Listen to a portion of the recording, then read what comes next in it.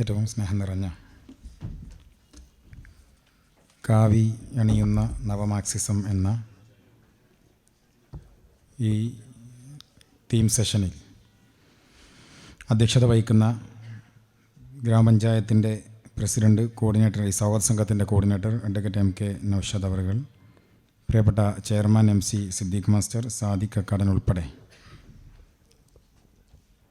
ഇവിടെ സംസാരിച്ച അതിഥികൾ, ഇരിക്കുന്ന നല്ലവരായ സുഹൃത്തുക്കൾ, ഇനിയൊരു സംസാരത്തിൻ്റെ ആവശ്യമുണ്ട് എന്ന് എനിക്ക് തോന്നുന്നില്ല. വൈകുന്നേരം 5 മണിക്ക് ആരംഭിച്ച് ഏകദേശം 4 മണിക്കൂർ നീണ്ടു നിൽക്കുന്നൊരു വലിയ സെഷനാണ് നടന്നത്.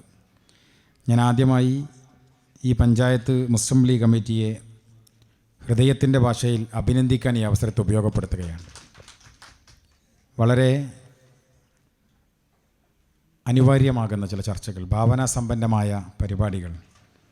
ഞാൻ നിങ്ങളുടെ പ്രോഗ്രാം നോക്കിയിരുന്നു. വളരെ ഭാവനാസമ്പന്നമായി കേവലം ഒരു പഞ്ചായത്ത് സമ്മേളനങ്ങൾക്കപ്പുറത്തേക്ക് പറയേണ്ടത് പറയാനും ചർച്ച ചെയ്യേണ്ടത് ചർച്ച ചെയ്യാനും കഴിയുന്ന രൂപത്തിൽ കടന്നു പോകണമെന്ന് ആഗ്രഹിക്കുന്ന ഒരു ചർച്ചയാണ് നിങ്ങൾ നേതൃത്വം കൊടുത്തത് എന്ന് മനസ്സിലാക്കാൻ വേണ്ടി സാധിച്ചു.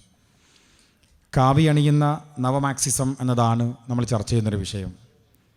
യഥാർത്ഥത്തിൽ കാവി അണിയുകയാണോ നവമാർക്സിസം ചെയ്തത്, അല്ലെങ്കിൽ അവർ അണിഞ്ഞിരുന്ന കാവിയെ നമ്മൾ തിരിച്ചറിയുകയാണോ ചെയ്തത് എന്നൊരു പ്രധാനപ്പെട്ടൊരു ചോദ്യമുണ്ട്. എൻ്റെ വ്യക്തിപരമായ അഭിപ്രായം, ജീനിൽ അണിഞ്ഞ് നിന്നിരുന്ന അവരിലെ കാവിയെ അവരുടുത്തിരുന്ന മതേതരത്വത്തിൻ്റെ കുപ്പായം നിർമ്മിച്ച് അത് ദുർബലപ്പെട്ടപ്പോൾ അതിനകത്തുള്ള കാവി കാണുകയാണ് മലയാളി ചെയ്തത് എന്നതാണ് യഥാർത്ഥത്തിലൊരു വസ്തുത എന്നാണ് എൻ്റെ ഒരു അഭിപ്രായം. അല്ലാതെ അവരൊരു ഘട്ടം കഴിഞ്ഞപ്പോൾ മതേതരത്വത്തിൻ്റെ കുപ്പായം കഴിച്ചു വെച്ചു, ഇനി ഞങ്ങൾ കുറച്ച് കാവിയാകാമെന്ന് കരുതിയതല്ല. അടിസ്ഥാനപരമായി അവരുടെ ജീനിൽ ഈ പറയുന്ന സംഘപരിവാർ കാവി രാഷ്ട്രീയമുണ്ട് എന്നതൊരു യാഥാർത്ഥ്യമാണ്. അത് ഇന്ത്യൻ ചരിത്രം പരിശോധിച്ചാൽ നമുക്കെല്ലാവർക്കും അറിയാം. മഹാത്മാഗാന്ധിയുടെ വധത്തിൻ്റെ തൊട്ടുപിറകിൽ പണ്ഡിറ്റ് ജവഹർലാൽ നെഹ്റു ഓൾ ഇന്ത്യ റേഡിയോയിൽ നടത്തുന്നൊരു പ്രഭാഷണമുണ്ട്. ആ പ്രഭാഷണത്തിൽ നെഹ്റു പറയുന്ന ഒരു കാര്യം, ഈ നാടിൻ്റെ വിളക്കണഞ്ഞു. എന്നിട്ട് നെഹ്റു രണ്ടാമത് പറയുന്നുണ്ട്, ആ വിളക്ക് പരത്തിയ പ്രകാശം നമ്മളിലെന്നും നിലനിൽക്കട്ടെ എന്നതാണ്. ആ വിളക്ക് കെടുത്തിയവരാണ് യഥാർത്ഥത്തിൽ ഈ സംഘപരിവാർ, നമ്മൾ പറയുന്ന ഈ കാവി അണിഞ്ഞവർ. ആ വിളക്ക് കെടുത്തിയവരെ പിന്നെ ഇന്ത്യ ഒരിക്കലും ചേർത്ത് വച്ചിട്ടില്ല എന്നതാണ് വസ്തുത. ആ വിളക്ക് കെടുത്തിയവർ 1921 മുതൽ ഈ രാജ്യത്ത് ഇന്ത്യയെ ബ്രിട്ടീഷുകാരിൽ നിന്ന് മോചിപ്പിക്കാനുള്ള ഒരു പോരാട്ടം ഒരു ഭാഗത്ത് നടക്കുമ്പോൾ, സർവ്വ ഇന്ത്യ മുസ്ലിം ലീഗൊക്കെ അതിൻ്റെ ഭാഗമായി നിൽക്കുമ്പോൾ, ഇപ്പുറത്ത് ഞങ്ങൾ ഈ രാജ്യത്തെ മോചിപ്പിക്കാനൊന്നുമില്ല, ഏതെങ്കിലും ഒരു കാലത്ത് ഈ രാജ്യം മോചിതമായാൽ ആ മോചിതമായ ഇന്ത്യയാണ്, ബ്രിട്ടീഷുകാരൻ ഉപേക്ഷിക്കുന്ന ഇന്ത്യ, ആ ഇന്ത്യയെ ഒരു ഹിന്ദുത്വ രാഷ്ട്രമാക്കാനുള്ള ആക്ടിവിറ്റികളിലാണ് 1921 മുതൽ ഈ സംഘപരിവാർ സംഘങ്ങൾ പ്രവർത്തിച്ചുകൊണ്ടിരുന്നത്. എന്നാൽ മറ്റു മതേതര ചേരികൾ മുഴുവൻ ഈ രാജ്യത്തിൻ്റെ സ്വാതന്ത്ര്യത്തിന് വേണ്ടിയുള്ള പോരാട്ടങ്ങളാണ് നയിച്ചത്. ആ ഘട്ടത്തിൽ അത് സ്വാതന്ത്ര്യം കിട്ടി ഗാന്ധിയെ കൊന്നുകളയുന്ന ഒരു ഘട്ടം, ആ ഘട്ടം മുതൽ ഈ പറയുന്ന സംഘപരിവാർ സംഘടനകൾ, സാംസ്കാരിക സംഘടനകൾ എന്ന് പറഞ്ഞ് വരുന്നവരെയൊക്കെ മാറ്റി നിർത്തിയ ഒരു ചരിത്രം ഇന്ത്യക്കുണ്ട്. രാഷ്ട്രീയമായൊരു സ്പേസ് അവർക്ക് കൊടുത്തിരുന്നില്ല. പിന്നെ എങ്ങനെയാണ് ഇന്ന് ഇന്ത്യ ഭരിക്കുന്നൊരു ഘട്ടത്തിലേക്ക് ഈ പറയുന്ന സംഘപരിവാർ എത്തിച്ചേർന്നതെന്ന് പ്രധാനപ്പെട്ടൊരു ചോദ്യമുണ്ട്.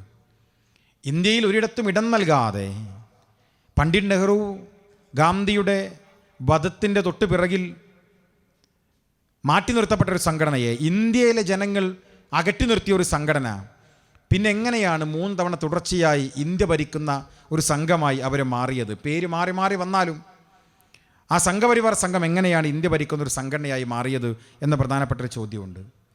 അത് 1980കളുടെ അവസാനങ്ങളിൽ ഇന്ത്യയുടെ പാർലമെൻറ്റിൽ 2 BJP പ്രതിനിധികളാണ് ഉണ്ടായത്. 2 പേർ. അതൊന്ന് AK പട്ടേൽ എന്ന് പറയുന്ന ഗുജറാത്തുകാരനായ ഒരു പാർലമെൻറ്റ് മെമ്പറും മറ്റൊരാൾ ആന്ധ്രാപ്രദേശുകാരനായ ഡോക്ടർ ജഗന്നാഥ് എന്ന് പറയുന്ന ഒരാളുമാണ്. ഈ 2 പാർലമെൻറ്റ് അംഗങ്ങളാണ് BJPക്ക് ഇന്ത്യയിൽ 1980കളുടെ 84-85 കാലഘട്ടങ്ങളിൽ ആകെ ഉണ്ടായത്. ആ 2 പാർലമെൻറ്റ് അംഗങ്ങൾ മാത്രമുള്ള, എന്ന് വെച്ചാൽ പ്രതിപക്ഷം എന്ന് പോലും ഇല്ലാത്ത, പ്രതിപക്ഷം എന്ന് വിളിക്കാൻ പോലും കഴിയാത്ത ദുർബലപ്പെട്ട ഈ സംഘം പിന്നീട് എങ്ങനെയാണ് ഇന്ത്യ തുടർച്ചയായി 3 വട്ടം ഭരിക്കുന്നൊരു സാഹചര്യം ഉണ്ടായത്? അത് ഈ പറയുന്ന മാർക്സിസത്തിൻ്റെ കാവ്യ രാഷ്ട്രീയത്തോടുള്ള ഒരു ചേർത്തുവെപ്പാണ് യഥാർത്ഥത്തിൽ ഈ അപകടം ഉണ്ടാക്കിയത്. ഇന്നിപ്പോൾ നമ്മൾ ഇന്ത്യ മുന്നണിയൊക്കെ ഉണ്ടാക്കി രാഹുൽ ഗാന്ധിയുടെ നേതൃത്വത്തിൽ ഈ രാജ്യം സംഘപരിവാറിൽ നിന്ന് മോചിതമാക്കാൻ വേണ്ടി ഒരുമിച്ചൊരു പോരാട്ടം നയിക്കുമ്പോൾ ഇതെങ്ങനെയാണ് സംഘപരിവാറിൻ്റെ കയ്യിലേക്ക് പോയത്? അതൊരു പ്രധാനപ്പെട്ട ചർച്ചയാണ്. ആരാണിത് സംഘപരിവാറിൻ്റെ കയ്യിൽ കൊണ്ടുകൊടുത്തത്? ഇന്ത്യ അങ്ങനെ ആയിരുന്നില്ലല്ലോ. ഞാൻ നേരത്തെ പറഞ്ഞതുപോലെ ഓൾ ഇന്ത്യ റേഡിയോയിലൂടെ ഇന്ത്യൻ ജനതയോട് പണ്ഡിറ്റ് നെഹ്റു സംസാരിക്കുമ്പോൾ ഈ സംഘത്തെ മാറ്റി നിർത്തപ്പെടുന്നു എന്ന ഒരു മെസ്സേജാണ് പറയാതെ പറഞ്ഞത്. അവിടെ നിന്നിങ്ങോട്ട് ഇന്ത്യയിലെ ജനാധിപത്യ മനസ്സുകൾ ഈ സംഘപരിവാർ സംഘങ്ങളെ ചേർത്ത് വെച്ചിട്ടില്ല. പിന്നെ എങ്ങനെയാണ് ആ സംഘം ഇന്ത്യ തുടർച്ചയായി 3 തവണ ഭരിക്കുന്ന ഘട്ടത്തിലേക്ക് എത്തിയത്? അതിന് ഉത്തരമാണ് ഞാൻ നേരത്തെ പറഞ്ഞു വെക്കാൻ ശ്രമിച്ചത്.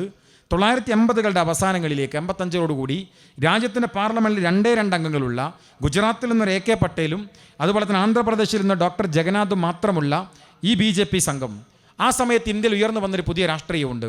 ആ രാഷ്ട്രീയം നമുക്കറിയാം 80കളുടെ അവസാനങ്ങളിൽ ഷാബാനു ബീഗം കേസുമായി ബന്ധപ്പെട്ട് ഉയർന്നു വന്നൊരു കാര്യമാണ്.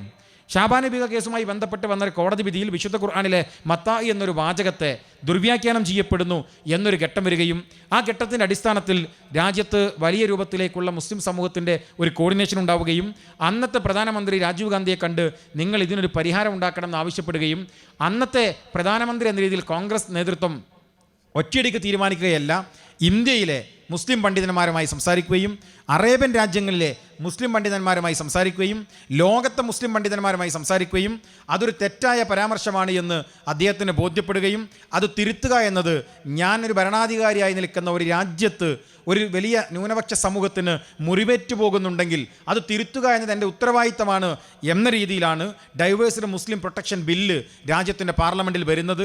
ഞാൻ നേരത്തെ പറഞ്ഞ ഷാബാനു ബീഗം കേസുമായി ബന്ധപ്പെട്ട് വളരെ എന്താ പറയുക, ഈ മുസ്ലിം സ്ത്രീകൾക്ക് പ്രൊട്ടക്ഷൻ നൽകുന്ന ഒരു ബില്ല് രാജ്യത്തിൻ്റെ പാർലമെൻറ്റിൽ കൊണ്ടുവരികയും ആ ബില്ല് മുഖാന്തരം ഒരുപക്ഷെ ഖലീജ് പത്രം ഉൾപ്പെടെയുള്ള അറേബ്യൻ പത്രങ്ങൾ പോലും അറേബ്യൻ രാജ്യങ്ങളിലുള്ളതിനേക്കാൾ വലിയ സംരക്ഷണം മുസ്ലിം സ്ത്രീകൾക്ക് കൊടുക്കാൻ ഈ ഇന്ത്യക്ക് സാധ്യമായി എന്ന് വിശേഷിപ്പിക്കപ്പെടുകയും അഭിനന്ദിക്കപ്പെടുകയും ചെയ്യുന്നൊരു സാഹചര്യത്തിൽ അന്നത്തെ പാർട്ടി സെക്രട്ടറിയായ EMS നമ്പൂതിരിപ്പാടിൻ്റെ നേതൃത്വത്തിൽ അന്ന് അവർ തുടങ്ങി വെച്ചൊരു ക്യാമ്പയിനുണ്ട്.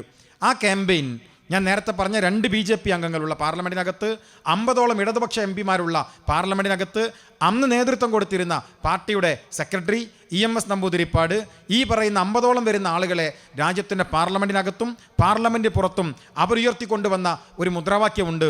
ആ മുദ്രാവാക്യമാണ് ഇന്നത്തെ ഇന്ത്യയിലെ ഈ പറയുന്ന സംഘപരിവാർ സംഘങ്ങൾ ഉപയോഗിക്കുന്ന മുദ്രാവാക്യം. അവർ പറഞ്ഞത് ഇതാ, ഇന്ത്യയിലെ മുസ്ലിങ്ങൾക്ക് വേണ്ടി കോൺഗ്രസ് മൃദു മുസ്ലിം സമീപനം സ്വീകരിക്കുന്നു എന്ന് വെച്ചാൽ ഇന്നത്തെ BJP എന്ത് മുദ്രാവാക്യമാണ് ഉയർത്തുന്നത് ആ മുദ്രാവാക്യത്തെ ഇന്ത്യക്ക് പരിചയപ്പെടുത്തിയത് സംഘപരിവാർ സംഘങ്ങളല്ല, ഈ പറയുന്ന മാർക്സിസ്റ്റ് സംഘങ്ങളാണ്. 1980കളുടെ അവസാനങ്ങളിൽ കോൺഗ്രസ് താഴെ ഇറങ്ങാൻ ഞങ്ങൾക്ക് അധികാരം പിടിക്കാൻ ഇനി എന്തു ചെയ്യണം എന്ന ആലോചനയിൽ അവർ കണ്ടെത്തിയ ആയുധവും മുദ്രാവാക്യവുമാണ് ഇന്ന് ഇന്ത്യ ഈ അവസ്ഥയിലേക്ക് എത്തുന്നൊരു മുദ്രാവാക്യം ഈ രാജ്യത്ത് രൂപപ്പെട്ടു വന്നത് എന്നതൊരു യാഥാർത്ഥ്യമാണ്. അതുകൊണ്ടാണ് ഞാൻ പറഞ്ഞത് ഇതവർ അണിഞ്ഞതല്ല, അവരുടെ അകത്തുള്ളതാണ്. അത് കുറച്ചുകൂടി നിർമ്മിച്ച് വന്നപ്പോൾ അവരുടെ മതേതര മുഖങ്ങൾ ദുർബലപ്പെട്ട് വന്നപ്പോൾ നമുക്കെല്ലാവർക്കും അത് വിസിബിളായി എന്നതാണ് യഥാർത്ഥത്തിൽ അതിൻ്റെ കാര്യം. അന്ന് തന്നെ VP സിംഗ് കോൺഗ്രസുമായി പിണങ്ങി വന്ന് ഇന്ത്യയുടെ പ്രധാനമന്ത്രിയായി ഒരു പുതിയ മൂവ്മെൻറ്റ് VP സിംഗ് നടത്തുമ്പോൾ ഞാൻ നേരത്തെ പറഞ്ഞ 2 പേരുള്ള BJPയും 50-അധികം പേരുള്ള ഇടതുപക്ഷ സംഘങ്ങളും ഒരുമിച്ച് കോൺഗ്രസിനൊരു ബദൽ വേണം എന്ന് പറഞ്ഞുകൊണ്ട് VP സിംഗിനെ അധികാരത്തിലേറ്റുന്നിടത്താണ് ഇന്ന് ഇന്ത്യ ഭരിക്കുന്ന BJPയുടെ പ്രാണൻ അവർക്ക് തിരിച്ചു കിട്ടുന്നത്. 2ൽ നിന്ന് ആ തിരഞ്ഞെടുപ്പിൽ 60കളിലേക്ക് അവരെത്തുന്നത്, ആ 60ൽ നിന്ന് പിന്നത്തെ തിരഞ്ഞെടുപ്പിൽ 110ലേക്ക് എത്തുന്നത്, ആ 110ൽ നിന്ന് 13 ദിവസം ബേബി വാജ്പേയി പ്രധാനമന്ത്രിയാകുന്നത്, പിന്നീട് 13 മാസം വാജ്പേയി പ്രധാനമന്ത്രിയാകുന്നത്, പിന്നീട് മോഡി 1, മോഡി 2, മോഡി 3 ഉണ്ടായി വരുന്നത്. എന്ന് വെച്ചാൽ ഇന്നത്തെ ഇന്ത്യയിൽ സംഘപരിവാർ ഭരിക്കുന്ന ഇന്ത്യയെ നിർമ്മിക്കുന്നതിൻ്റെ, ഈ സംഘപരിവാറിന് ഇന്ത്യയെ അവരുടെ കാൽച്ചുവട്ടിൽ വെച്ചു കൊടുക്കുന്നതിൻ്റെ ആദ്യത്തെ സ്റ്റെപ്പ് എടുത്തത് കമ്മ്യൂണിസ്റ്റ് പാർട്ടികളാണ് എന്ന് പറയാതിരിക്കാൻ നിർവാഹമില്ല. അതൊരു യാഥാർത്ഥ്യമാണ്. അത് പറഞ്ഞേ നമുക്ക് ചർച്ച ചെയ്യുമ്പോൾ പോകാൻ വേണ്ടി കഴിയൂ. അതൊരു യാഥാർത്ഥ്യമാണ്. നോക്കൂ നിങ്ങൾ, ഇന്നിപ്പോൾ നമ്മൾ ചർച്ച ചെയ്യപ്പെടുന്ന പ്രധാന വിഷയം, ഞാൻ സുദീർഘമായി സംസാരിക്കുന്നില്ല, ഒരുപാട് കാര്യങ്ങളിവിടെ പറഞ്ഞിട്ടുണ്ടാവും. ഇന്നിവിടെ ചർച്ച ചെയ്യപ്പെടുന്ന പ്രധാന വിഷയങ്ങൾ ഈ BJPക്ക് താല്പര്യമുള്ള എല്ലാ വിഷയങ്ങളും, ആ വിഷയങ്ങളൊക്കെ ഇംപ്ലിമെൻറ്റേഷൻ ഏജൻസിയായി കേരളത്തിൽ പിണറായി വിജയൻ ഗവൺമെൻറ് മാറി. ഹിജാബ് നിരോധനം കേരളത്തിന് പരിചിതമല്ല. എന്നാൽ BJP ഭരിച്ചെടുത്തൊക്കെ പരിചിതമാണ്. എന്നാൽ നമ്മളറിയാതെ ഹിജാബ് നിരോധനം നമ്മുടെ NCC കേഡറ്റുകൾ, സ്കൂളുകളിലെ NCC കേഡറ്റുകൾ ഹിജാബ് ധരിക്കാൻ പാടില്ല എന്ന സർക്കുലർ കൊണ്ടുവരുമ്പോൾ ഇവിടെ BJP അല്ല ഭരിച്ചത്, കേരളത്തിൽ പിണറായി വിജയൻ ഭരിക്കുമ്പോഴാണ് ആ സർക്കുലർ കൊണ്ടുവന്നത്. ഈ പറയുന്ന BJPയുടെ താല്പര്യങ്ങളെ ഒരർത്ഥത്തിൽ അല്ലെങ്കിൽ മറ്റൊരർത്ഥത്തിൽ നടപ്പിലാക്കുന്നൊരിടമായി കേരളം മാറിയിട്ടുണ്ട്. സവർണ സംവരണം നമുക്കറിയാം. നമ്മൾ സവർണ സംവരണം എന്ന് പറയുന്ന ഈ സാമ്പത്തിക സംവരണം അതുണ്ടാക്കാൻ പോകുന്ന എഫക്റ്റ് എത്രയാണ് നമുക്കറിയാം. അപ്പോൾ മെഡിക്കൽ സീറ്റുമായി ബന്ധപ്പെട്ട കണക്കുകളൊക്കെ പുറത്തു വന്നു. ഞാനത് സുദീർഘമായി പറയുന്നില്ല, കോംപ്ലിക്കേറ്റഡ് ആയ ഒരു ഇഷ്യൂ ആണ്. എന്തായാലും അതിൻ്റെ ആത്യന്തികമായ നഷ്ടം ഇവിടുത്തെ മൈനോറിറ്റിക്കാണ് എന്ന കാര്യത്തിൽ തർക്കമില്ല. വർഷങ്ങളായി കഠിനാധ്വാനത്തിലൂടെ സംവരണം എന്ന് പറയുന്ന ഒരു മെക്കാനിസം തന്നെ അവതരിപ്പിച്ച് ഒരു സമൂഹത്തെ അപ്ലിഫ്റ്റ് ചെയ്ത് നമ്മൾ കൊണ്ടുവരുമ്പോൾ ആ സംവരണ തത്വങ്ങളിലൂടെ നേടിയെടുത്തിട്ടുള്ള സകലമാന നന്മകളും തകർത്തു കളയുന്നതിന് വേണ്ടി സംഘപരിവാർ സംഘടനകൾ RSSൻ്റെ കാര്യാലയത്തിൽ ആലോചിച്ച് അവർ രൂപപ്പെടുത്തിയിട്ട് ഇന്ത്യയുടെ പാർലമെൻറ്റിൽ അവതരിപ്പിക്കുകയും കൊണ്ടുവരികയും ചെയ്തിട്ടുള്ള സവർണ സംവരണം ആദ്യം നടപ്പിലാക്കിയ സംസ്ഥാനത്തിൻ്റെ പേര് ഈ പറയുന്ന യോഗിയുടെ UP യിലല്ല, മോഡിയുടെ ഗുജറാത്തിലല്ല, ഇന്ത്യയിലെ അവശേഷിക്കുന്ന ഏക കമ്മ്യൂണിസ്റ്റ് മുഖ്യമന്ത്രിയായ പിണറായി വിജയൻ്റെ കേരളത്തിലാണ്. അപ്പോഴാണ് നമ്മൾ എങ്ങനെയാണ് പിണറായി വിജയൻ്റെ ഈ പറയുന്ന ഈ കാവ്യവൽകൃതമായ ഒരവസ്ഥയിലേക്ക് ഈ നാടിനെ കൊണ്ടുപോകാൻ, അവരുടെ അജണ്ടകൾ നടപ്പിലാക്കുന്ന ഒരു മുഖ്യമന്ത്രിയായി പിണറായി വിജയൻ മാറുന്നത് എന്ന് പരിശോധിക്കേണ്ടത്.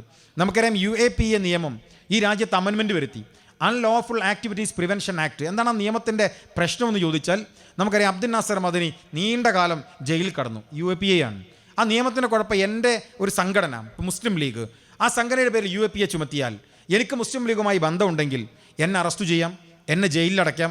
ആ നിയമത്തിൻ്റെ കുഴപ്പം ഞാൻ തന്നെ എൻ്റെ നിരപരാധിത്വം തെളിയിക്കണം എന്നതാണ്. ഞാൻ തന്നെ എൻ്റെ നിരപരാധിത്വം തെളിയിക്കണം. ജയിലിൽ കിടക്കുന്ന ഞാൻ എങ്ങനെ എൻ്റെ നിരപരാധിത്വം തെളിയിക്കും എന്ന ചോദ്യത്തിനൊന്നും പ്രസക്തിയില്ല. ആ നിയമം UAPA നിയമത്തിൻ്റെ ഒരു സവിശേഷത അതാണ്. ആ നിയമം വ്യക്തികളിലേക്കും കൊണ്ടുവരാം എന്നൊരു അമെൻമെൻറ്റ് ഈ BJP ഗവൺമെൻറ് വരുത്തി.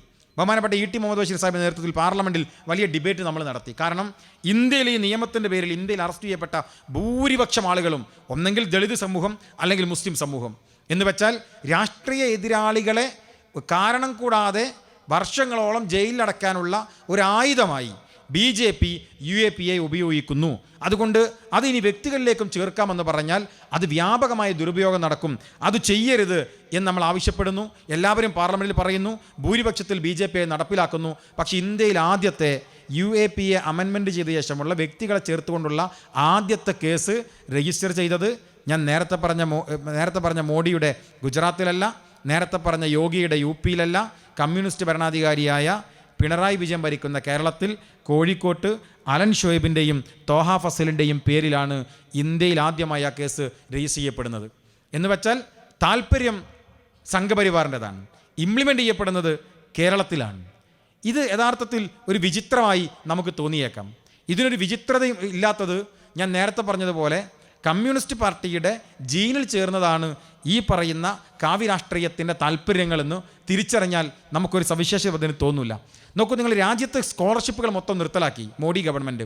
ന്യൂനപക്ഷ സമൂഹത്തിന് കൊടുക്കുന്ന എല്ലാ സ്കോളർഷിപ്പും നിർത്തലാക്കി. അപ്പോൾ BJP ഭരിക്കാത്ത എല്ലാ സംസ്ഥാനങ്ങളും സ്വന്തമായി സ്കോളർഷിപ്പുകൾ പ്രഖ്യാപിക്കാൻ തീരുമാനിച്ചു. കേരളം പ്രഖ്യാപിച്ചു. കെടാവിളക്ക് എന്ന് പറഞ്ഞ സ്കോളർഷിപ്പ് പദ്ധതി പ്രഖ്യാപിച്ചു സ്കൂളുകളിൽ, കോളേജുകളിൽ കുട്ടികൾക്ക് വേണ്ടിയിട്ട്. അതിൽ 49 സമുദായങ്ങളിൽ 47 പേർക്ക് കൊടുക്കാൻ വേണ്ടി തീരുമാനിച്ചു. മോഡി കളഞ്ഞത് ഇവിടുത്തെ മുസ്ലിങ്ങളുടെയും ക്രിസ്ത്യാനികളുടേതുമാണ്. ബാക്കി സമൂഹത്തിനൊക്കെ കൊടുക്കാൻ മോഡി തയ്യാറാണ്. എന്നാൽ അതിന് പകരമായി ഉണ്ടാക്കിയ കെടാവിളക്ക് എന്ന് പറയുന്ന ഈ കേരള ഗവൺമെൻറ്റിൻ്റെ സ്കോളർഷിപ്പ് കൊണ്ടുവന്നപ്പോൾ 49-ൽ 47 സമുദായത്തിന് കൊടുക്കാൻ വേണ്ടി തീരുമാനിച്ചു. മാറ്റി നിർത്തിയ 2 പേർ, ഒന്ന് മുസ്ലിങ്ങളാണ്, മറ്റൊന്ന് ക്രിസ്ത്യാനികളാണ്. ആരുടെ താല്പര്യമാണ് ഈ ഗവൺമെൻറ് നടപ്പിലാക്കപ്പെടുന്നത് എന്നാണ് ഏറ്റവും പ്രധാനപ്പെട്ട ഒരു പ്രശ്നം. നമ്മൾ പറയാറുണ്ട് മണിപ്പൂർ പക്ഷേ ഒരു തിരഞ്ഞെടുപ്പിൻ്റെ ഘട്ടത്തിൽ, ലോക്സഭാ തിരഞ്ഞെടുപ്പിൻ്റെ ഘട്ടത്തിൽ 2 സമുദായങ്ങൾ തമ്മിൽ ഏറ്റുമുട്ടുന്ന ഒരു ഘട്ടം ഉണ്ടായപ്പോൾ അതിൽ നിന്ന് ആ മണിപ്പൂരിലെ കത്തിയമരുന്ന ചാരത്തിൽ നിന്ന് രാഷ്ട്രീയ ലാഭത്തിനു വേണ്ടി മനഃപൂർവ്വമായി മൗനം പാലിച്ച BJP ഗവൺമെൻറ്റിനെയും ആഭ്യന്തര വകുപ്പിനെയും നിരന്തരം നമ്മൾ വിമർശനങ്ങൾക്ക് വിധേയമാക്കാറുണ്ട്. നമ്മുടെ കാലത്തല്ലേ 80:20 എന്ന് പറയുന്നൊരു തർക്കം ഉണ്ടായത്? അതൊരു നിയമസഭാ തിരഞ്ഞെടുപ്പിൻ്റെ ഘട്ടത്തിലായിരുന്നില്ലേ? അന്ന് ന്യൂനപക്ഷ മന്ത്രി KT ജലീലായിരുന്നില്ലേ? ആ തർക്കം ഉണ്ടാകുന്ന സമയത്ത് ചാനലുകളിൽ മുസ്ലിം സമുദായവും ക്രിസ്ത്യൻ സമുദായവും തമ്മിൽ അങ്ങോട്ടും ഇങ്ങോട്ടും പരസ്പരം വാദമുഖങ്ങൾ ഉന്നയിക്കുമ്പോൾ ഒന്നിലധികം തവണ മുസ്ലിം ലീഗ് പാർട്ടി ആവശ്യപ്പെട്ടു. അതിൽ സർക്കാരാണ് മറുപടി പറയേണ്ടത്. കാരണം ഒരു സർക്കാർ നടപ്പിലാക്കിയ ഒരു പദ്ധതിയാണ് ഈ 80:20. 100% രജിസ്റ്റർ സച്ചാർ കമ്മീഷൻ്റെ റിപ്പോർട്ട് പ്രകാരം 100% മുസ്ലിം സമുദായത്തിന് കൊടുക്കേണ്ടത് ഇവിടുത്തെ VS അച്യുതാനന്ദൻ്റെ ഗവൺമെൻറ് ഇവിടുത്തെ പിന്നോക്ക ക്രൈസ്തവ സമൂഹത്തിന് 20% കൊടുക്കണമെന്ന് പറഞ്ഞു. അങ്ങനെ കേരളീയ സമൂഹം അത് അംഗീകരിച്ചു. 20% പിന്നോക്ക ക്രൈസ്തവ സമൂഹത്തിന് 100% മുസ്ലിം സമൂഹത്തിന് കൊടുക്കാൻ വേണ്ടി രജീന്ദ്ര സച്ചാർ കമ്മീഷൻ അനുവദിക്കപ്പെട്ട ആ സ്കോളർഷിപ്പ് അതിൽ നിന്ന് 20% പിന്നോക്ക ക്രിസ്ത്യൻ കമ്മ്യൂണിറ്റി കൊടുക്കാൻ വേണ്ടി തീരുമാനിച്ചപ്പോൾ കേരളത്തിലൊരു മുസ്ലിം സംഘടനയും അതിനോട് വിയോജിച്ചില്ല. കാരണം എന്താ? നമ്മളെപ്പോലെ പിന്നോക്കം നിൽക്കുന്ന ഒരു സമൂഹമാണ് അവർക്കും കിട്ടട്ടെ. മുസ്ലിം സമുദായത്തിൽ നിന്ന് 20% ഒന്നെടുത്ത് ആ ക്രിസ്ത്യൻ കമ്മ്യൂണിറ്റി കൊടുത്തപ്പോൾ നമ്മളതിന് ആരും കലഹിക്കാൻ വേണ്ടി ചെന്നില്ല. പക്ഷേ പിന്നീടൊരു വാദം ഉന്നയിച്ചു, ഇത് 50-50 ആക്കണ്ടേ, എല്ലാ സമുദായത്തിനും ഒരുപോലെ കൊടുക്കണ്ടേ എന്ന് പറയുമ്പോൾ അത് അങ്ങനെ ആയിരുന്നില്ലെന്നും അത് 100% ഈ സമുദായത്തിന് ആവശ്യപ്പെട്ടതാണെന്നും അതിൽ നിന്ന് 20% ക്രിസ്ത്യൻ കമ്മ്യൂണിറ്റി കൊടുത്തത് ഈ സമുദായത്തിന് തർക്കമില്ലാത്തതുകൊണ്ട് കൊടുത്തതാണ് എന്നും പറയേണ്ടത് ആരായിരുന്നു? ഒന്നെങ്കിൽ മുഖ്യമന്ത്രിയായിരുന്നു, അല്ലെങ്കിൽ വകുപ്പ് കൈകാര്യം ചെയ്യുന്ന അന്നത്തെ മൈനോറിറ്റി മന്ത്രിയായിട്ടുള്ള KT ജലീലായിരുന്നു. അവർ മൗനം പാലിക്കുകയും ഈ പരസ്പരം തർക്കത്തിൽ നിന്ന് രാഷ്ട്രീയമായ ലാഭത്തിന് അവർ തയ്യാറെടുക്കുകയും ചെയ്തത് നമ്മുടെ അനുഭവത്തിൽ നമ്മുടെ മുമ്പിലുണ്ട്. അതുമാത്രമാണോ? നോക്കൂ നിങ്ങൾ, ഗുജറാത്തിലൊരു തിരഞ്ഞെടുപ്പ് ഘട്ടത്തിൽ ഇന്ത്യൻ നാഷണൽ കോൺഗ്രസ് ഗുജറാത്ത് പിടിക്കും എന്നൊരു ഘട്ടം വന്നപ്പോൾ, വിജയിക്കുമെന്നൊരു ഘട്ടം വന്നപ്പോൾ നരേന്ദ്രമോദിയും അമിത് ഷായും ഒരുമിച്ച് ഗുജറാത്തിൽ റാലി നടത്തി. എന്നിട്ട് അമിത് ഷായുടെ പ്രസംഗം, ഗുജറാത്തിൻ്റെ മുഖ്യമന്ത്രിയാക്കാൻ അഹമ്മദ് പട്ടേലിനെയാണോ നിങ്ങൾ ഉദ്ദേശിക്കുന്നത് എന്നൊരു ചോദ്യമാണ്. അഹമ്മദ് പട്ടേലിൻ്റെ കുഴപ്പം എന്താണ്? അയാളൊരു മുസ്ലിം നാമധാരിയാണ്, അല്ലെങ്കിൽ മുസ്ലിം മതവിഭാഗത്തിൽപ്പെട്ട ഒരാളാണ്. അപ്പോൾ അയാളെയാണോ നിങ്ങൾ ഗുജറാത്തിൻ്റെ മുഖ്യമന്ത്രിയാകാൻ തീരുമാനിക്കുന്നത് എന്ന ഒരു ചോദ്യം കൊണ്ട് ആ തിരഞ്ഞെടുപ്പിലെ കോൺഗ്രസിൻ്റെ വിജയത്തെ റദ്ദ് ചെയ്യപ്പെടുകയും പരാജയപ്പെടുത്തുകയും പകരം നേരത്തെ പറഞ്ഞ ഒരു ഹിന്ദുത്വ രാഷ്ട്രീയത്തിൻ്റെ എല്ലാ പല്ലും നഖവും വെച്ചുള്ള വർഗീയതയിൽ ഗുജറാത്ത് പിടിക്കാനും അവർക്ക് കഴിഞ്ഞു. സമാനമായ രൂപത്തിലല്ലേ നമ്മൾ തിരഞ്ഞെടുപ്പിൻ്റെ ഘട്ടത്തിൽ കുഞ്ഞുഞ്ഞും കുഞ്ഞുമാണിയും കുഞ്ഞാലിക്കുട്ടിയും എന്നൊരു മുദ്രാവാക്യം കേട്ടത്? എന്താ മുദ്രാവാക്യത്തിൻ്റെ പ്രത്യേകത? അതിവിടുത്തെ രണ്ട് മൈനോറിറ്റി സമുദായങ്ങളാണ്. അപ്പുറത്തുള്ളതോ ഇവിടുത്തെ ഭൂരിപക്ഷ സമുദായമാണ്. ആ ഭൂരിപക്ഷ സമുദായത്തെ ഇക്കിളിപ്പെടുത്താൻ ഈ ന്യൂനപക്ഷ സമുദായം ഇതാ കേരളം ഭരിക്കാൻ പോകുന്നു എന്ന് പറഞ്ഞത് കോടിയേരി ബാലകൃഷ്ണൻ എന്ന CPMൻ്റെ സെക്രട്ടറി ആയിരുന്നില്ലേ? അതുപോലെ തന്നെ അല്ലേ ഹസൻ അമീർ കുഞ്ഞാലിക്കുട്ടി എന്നൊരു പ്രയോഗം 2ാം ഘട്ടത്തിൽ നടത്തിയത്? കാരണം ഒരു സമുദായത്തിലെ 3 പേരുടെ പേര് മാത്രം പറഞ്ഞാൽ മറ്റു സമുദായങ്ങൾ അസ്വസ്ഥമാകുമെന്നും ആ അസ്വസ്ഥമാകുന്ന സമുദായങ്ങളുടെ വോട്ട് ഞങ്ങൾക്ക് വേണമെന്നും. ഇത് ആരുടെ അജണ്ടയാണ്? ഇത് ആരുടെ രാഷ്ട്രീയ ബുദ്ധിയാണ്? അത് സംഘപരിവാറിൻ്റെ രാഷ്ട്രീയ ബുദ്ധിയാണ്. അത് കടമെടുക്കുന്നത് ഇന്നത്തെ പുതിയ കമ്മ്യൂണിസ്റ്റ് നേതാക്കന്മാരാണ്. നിങ്ങൾ കാവി അണിയുന്ന നവമാർക്സിസം എന്ന് പറയുമ്പോൾ ആ പറയുന്ന കാവി രാഷ്ട്രീയത്തെ, ആ രാഷ്ട്രീയത്തിൻ്റെ ടൂളുകളെ ഇന്ന് ഉപയോഗിക്കുന്നത് ഈ മാർക്സിസ്റ്റുകളാണ് എന്ന് പറയാതിരിക്കാനാവില്ല. വയനാട്ടിൽ രാഹുൽ ഗാന്ധി ജയിക്കുമ്പോൾ, ആദ്യഘട്ടത്തിൽ ജയിച്ചപ്പോൾ, മുസ്ലിം ലീഗിൻ്റെ കൊടി ഉയർത്തിയപ്പോൾ ഉത്തരേന്ത്യൻ സംസ്ഥാനങ്ങളിൽ വലിയ പ്രചരണം നടത്തി. പാകിസ്ഥാൻ പതാകയുമായി രാഹുൽ ഗാന്ധി വയനാട്ടിൽ പ്രചരണം നടത്തുന്നു എന്നൊരു വലിയ പ്രചരണം നടത്തി. മുസ്ലിം ഡോമിനേറ്റഡ് ആയ ഒരു നിയോജക മണ്ഡലത്തിൽ രാഹുൽ ഗാന്ധി ഒളിച്ചോടിയിരിക്കുന്നു എന്നൊരു പ്രചരണം നടത്തി. അത് നടത്തിയത് ഈ രാജ്യത്തിൻ്റെ ഫാസിസ്റ്റുകളാണ്, ഈ രാജ്യത്തെ സംഘപരിവാർ സംഘങ്ങളാണ്. മുസ്ലിം ഡോമിനേറ്റഡ് ആയ ഒരു മണ്ഡലത്തിൽ വന്ന് രാഹുൽ ഗാന്ധി മത്സരിച്ചാൽ എന്താണ് പ്രശ്നം? എന്താണ് അതുകൊണ്ടുള്ള പ്രശ്നം? എന്താണ്? ഒരു ഹിന്ദു ഡോമിനേറ്റഡ് ആയ മണ്ഡലത്തിൽ പോയിട്ട് ഒരു മുസ്ലിം സ്ഥാനാർത്ഥി മത്സരിച്ചാൽ എന്താണ് പ്രശ്നം? അതാണല്ലോ ഈ രാജ്യത്തിൻ്റെ മതേതരത്വം. പക്ഷേ അതെന്തോ ഒരു പ്രശ്നമാണ് എന്ന് സംഘപരിവാർ വരുത്തി തീർക്കാൻ വേണ്ടി തീരുമാനിക്കുന്നു. അതേ കാലഘട്ടത്തിലാണ് മലപ്പുറം ജില്ലയിൽ നിന്ന് PK കുഞ്ഞാലിക്കുട്ടി പാർലമെൻറ്റിലേക്ക് വലിയ വോട്ടിന് നമ്മൾ ജയിച്ചു പോകുമ്പോൾ മലപ്പുറത്തിൻ്റെ ഉള്ളടക്കം വർഗീയമാണ് എന്ന് പറയുമ്പോൾ അതിലൂടെ എന്താണ് അവർ ആഗ്രഹിച്ചത്? രാഹുൽ ഗാന്ധി ഒരു മുസ്ലിം ഡോമിനേറ്റഡ് കോൺസ്റ്റിറ്റ്യുവൻസിയിലാണ് ജയിച്ചു പോകുന്നത് എന്ന് നേർക്കുനേരെ പറഞ്ഞ സംഘപരിവാർ, അതിന് വർഗീയമായി നേർക്കുനേരെ പറഞ്ഞ സംഘപരിവാർ, മലപ്പുറം ജില്ലയിൽ കുഞ്ഞാലിക്കുട്ടി സാഹിബ് വലിയ വോട്ടിന് ജയിച്ച് പാർലമെൻറ്റിലേക്ക് പോയപ്പോൾ മലപ്പുറത്തിൻ്റെ ഉള്ളടക്കം വർഗീയമാണ് എന്ന് പറഞ്ഞത് സംഘപരിവാറല്ല, എന്ന് പറഞ്ഞത് CPM നേതാക്കന്മാരാണ്. ഇത് തമ്മിൽ എന്താണ് ഒരു വ്യത്യാസമുള്ളത്? ഒരു വ്യത്യാസവും നമ്മൾ കാണുന്നില്ല. എന്താണ് ഇവരുടെ ശബ്ദത്തിൽ മാറ്റമുള്ളത്? പാലക്കാട് ആന ചെരിയുമ്പോൾ, അത് മലപ്പുറത്തിൻ്റെ അതിർത്തിയിലാകുമ്പോൾ, ഉത്തരേന്ത്യൻ സംഘപരിവാർ സൈബർ ഹാൻഡിലുകൾ മലപ്പുറം പോലത്തെ ഒരു ജില്ലക്കകത്ത് ആനകൾക്ക് പോലും ജീവിക്കാൻ കഴിയുന്നില്ല എന്ന വാർത്ത പടച്ചു വിട്ടത് നമ്മൾ മറന്നുപോയിട്ടില്ല. ആനക്ക് പോലും ജീവിക്കാൻ അത്ര വലിയ ക്രൂരന്മാരാണ് മലപ്പുറത്തെ മാപ്പിളകൾ എന്ന് പറയാനാണ് സംഘപരിവാറിൻ്റെ ഹാൻഡിലുകൾ ശ്രമിച്ചത്. നോക്കൂ, അതേ മലപ്പുറം ജില്ലയിൽ ഗെയിൽ സമരം നടക്കുമ്പോൾ ആ ഗെയിൽ സമരത്തിന് നേതൃത്വം കൊടുക്കുന്ന സ്വാഭാവികമായൊരു മുസ്ലിം ഡോമിനേറ്റഡ് ഏരിയയിലായതുകൊണ്ട്, എളമരം പോലത്തെ നിങ്ങളുടെ നാട്ടിലൊരു പ്രദേശത്താകുമ്പോൾ അവിടുത്തെ ഒരു മുസ്ലിം ഡോമിനേറ്റഡ് ഏരിയ ആയതുകൊണ്ട് അവിടുത്തെ എല്ലാ മുസ്ലിം സംഘടനാ പ്രതിനിധികളും അതിലുണ്ടാകുമ്പോൾ അവിടെ എന്തോ അനാവശ്യമായി നടക്കുന്നു, അവിടെ എന്തോ ഭീകരപ്രവർത്തനം നടക്കുന്നു എന്ന് പറഞ്ഞ് സംഘപരിവാർ ആയിരുന്നില്ല, അത് പറഞ്ഞിരുന്നത് കേരളത്തിലെ മാർക്സിസ്റ്റുകളായിരുന്നു. അപ്പോൾ എല്ലാ അർത്ഥത്തിലും ഞാൻ നേരത്തെ പറഞ്ഞതുപോലെ ഇപ്പോൾ ദേശീയ വിദ്യാഭ്യാസ നയം നമുക്കെടുക്കാം. നാഷണൽ എഡ്യൂക്കേഷൻ പോളിസി എന്ന് പറയുന്ന ഏകശിലാത്മകമായൊരു വിദ്യാഭ്യാസ പദ്ധതി അത് ഈ രാജ്യത്ത് നടപ്പിലാക്കണം എന്നത് നരേന്ദ്രമോദിയുടെയും സംഘപരിവാറിൻ്റെയും അജണ്ടയാണ്. ലോകത്ത് എവിടെയൊക്കെ ഏകാധിപതികൾ ഭരിച്ചിട്ടുണ്ടോ, ഇപ്പോൾ ഹിറ്റ്ലർ, മുസോളിനി, ഇവരൊക്കെ ഇറ്റലിയും ജർമ്മനിയും ഒക്കെ ഭരിക്കുമ്പോൾ അവിടെയൊക്കെ നമുക്കറിയാം ഹിറ്റ്ലർ നെപ്പോള എന്ന് പറയുന്ന ഒരു വിദ്യാഭ്യാസ വിചക്ഷണം വെച്ച് വിദ്യാഭ്യാസ മേഖലയെ മൊത്തം അദ്ദേഹത്തിൻ്റെ അജണ്ടയിലേക്ക് കൊണ്ടുപോയി. അതുപോലെ തന്നെയാണ് ഹിറ്റ്ലറിനെ പോലെ തന്നെയാണ് മുസോളിനിയും ചെയ്തത്. അവരൊക്കെ വിദ്യാഭ്യാസ മേഖലയെ പൂർണ്ണമായി കീഴ്പ്പെടുത്തുകയാണ് ചെയ്തത്. കാരണം ഒരു വരുന്ന തലമുറയാണ് ചരിത്രം വായിക്കേണ്ടത്. ആ ചരിത്രം, തെറ്റായ ഒരു ചരിത്രം ഇന്ന് എഴുതി വച്ചാലും നാളെ വരുന്നവർ അത് വായിച്ചു വളർന്നാൽ ആ തെറ്റു ശരിയെന്ന് കരുതി അവർ മുന്നോട്ട് പോകുമെന്നതാണ് അതിലേറ്റവും പ്രധാനപ്പെട്ട ഒരു കാരണം. നോക്കൂ, ഇപ്പോൾ ഗുജറാത്തിലൊരു പാഠപുസ്തകത്തിൽ 4 വർഷം മുമ്പ് ചേർത്തൊരു കാര്യം, അവിടുത്തെ ക്ലാസ്സിലെ ഒരു ചോദ്യോത്തരത്തിൽ ഒരു സിംഗിൾ മാർക്ക് ക്വസ്റ്റ്യനാണ്. അതിൽ ഏതാണ് സെലക്ട് ചെയ്യാൻ വേണ്ടിയ ഉത്തരം. അതിലെ ചോദ്യം ഇങ്ങനെയാണ്: ഗാന്ധി എങ്ങനെയാണ് മരണപ്പെട്ടത്? ഗാന്ധി എങ്ങനെയാണ് മരണപ്പെട്ടത്? അതിൽ ഗാന്ധിയെ കൊല ചെയ്തു എന്നൊരു ഉത്തരമില്ല, ആത്മഹത്യ ചെയ്തു, സാധാരണ മരണം, അങ്ങനെ 3-4 ഉത്തരമാണ്. അതിലേതെങ്കിലും ഉത്തരം തിരഞ്ഞെടുത്താൽ ആ കുട്ടിക്കൊരു മാർക്കാണ്. അങ്ങനെയാണ് ചരിത്രത്തെ വളച്ചൊടിക്കുക. അത് വിദ്യാഭ്യാസ മേഖലയാണ് ഇങ്ങനെ ചരിത്രത്തെ വളച്ചൊടിക്കാൻ ഏറ്റവും സൗകര്യമുള്ള ഒന്ന്. അതിൻ്റെ അജണ്ടയിലാണ് 1ാം മോഡി ഗവൺമെൻറ് കാലത്ത് അന്നത്തെ സാംസ്കാരിക മന്ത്രിയുടെ നേതൃത്വത്തിൽ ഈ പറയുന്ന ചരിത്രത്തെ മാറ്റി എഴുതാൻ വേണ്ടി 100 കണക്കിന് ആളുകളെ കൊണ്ടിരുത്തി നമ്മൾ പറയുന്ന ഹാരപ്പൻ, മോഹൻ ബഗാദ് സംസ്കാരങ്ങളൊക്കെ മാറ്റിയിട്ട് ഈ രാജ്യത്തൊരു സംഘപരിവാർ താല്പര്യത്തിലുള്ള ഈ പറയുന്ന ഒരു അജണ്ടയുള്ള ഒരു രാജ്യമായിരുന്നു, ആ പാരമ്പര്യമുള്ള ഒരു രാജ്യമാണ് ഇന്ത്യ എന്ന് വരുത്തി തീർക്കാൻ വേണ്ടി ദേശീയ തലത്തിൽ വിദ്യാഭ്യാസ നയത്തെ മൊത്തം അവർ പൊളിച്ചെഴുതിയത്. NCERT എല്ലാ സംവിധാനത്തെയും, നമ്മുടെ UGC എല്ലാത്തിനെയും പൊളിച്ചെഴുതി. എന്നിട്ട് ഏകശിലാത്മകമായൊരു വിദ്യാഭ്യാസ നയം അവർ പ്രഖ്യാപിച്ചു, ദേശീയ വിദ്യാഭ്യാസ നയം. ഈ ദേശീയ വിദ്യാഭ്യാസ നയം പ്രഖ്യാപിക്കുമ്പോൾ നമുക്കൊരു സവിശേഷതയുണ്ട്. എന്താണ്? ഇതൊരു കൺകറൻറ്റ് ലിസ്റ്റിൽപ്പെട്ട ഒന്നാണ്. ഇത് വേണമെങ്കിൽ സ്റ്റേറ്റുകൾക്ക് സ്വീകരിക്കാം, അല്ലെങ്കിൽ നിരാകരിക്കാം. തൊട്ടപ്പുറത്ത് കർണാടകയിൽ അന്ന് BJP ഗവൺമെൻറ്റാണ്, അവരത് സ്വീകരിച്ചു. പിന്നീട് കോൺഗ്രസ് ഗവൺമെൻറ് വന്നു, അവരത് മുഴുവൻ ഒഴിവാക്കിയിട്ട് അവിടുത്തെ VC-മാരെ കൂട്ടിയിട്ട് സ്വന്തമായി ഒരു വിദ്യാഭ്യാസ നയം പ്രഖ്യാപിച്ചു.